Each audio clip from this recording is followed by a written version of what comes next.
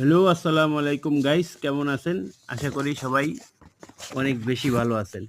আমিও আলহামদুলিল্লাহ আপনাদের দোয়ায়, আল্লাহর রহমতে ভালো আছি গাইস। আজ আমি প্রতিদিনকার নিয়ে আজও আমি একটা ছোট্ট ভিডিও নিয়ে আপনাদের মাঝে হাজির হলাম। আজ আমি বাইরে গিয়েছিলাম। বাইরে যাওয়ার সময় সুন্দর একটা মুহূর্ত দেখতে পেলাম। তাই আমি মনে করলাম আমার ভাই বন্ধুদের সাথে কেননা আমি এই ভিডিওটি